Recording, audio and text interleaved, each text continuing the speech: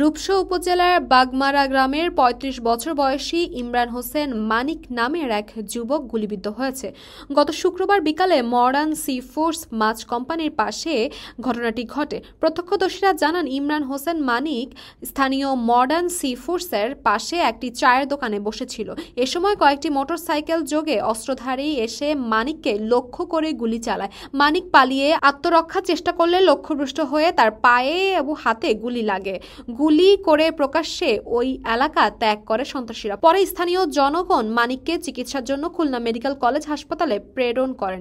এই ঘটনার পর আইন শৃঙ্খলা রক্ষাকারী বাহিনী ওই এলাকা ঘিরে রেখেছে বলে জানা যায়। পুলিশ ঘটনাস্থল থেকে খুলনা মহানগরীর মুক্তার হোসেন সড়কে ৩০ বছর বয়সী রাসেল নামের এক যুবককে সহ একটি মোটরসাইকেল আটক করে।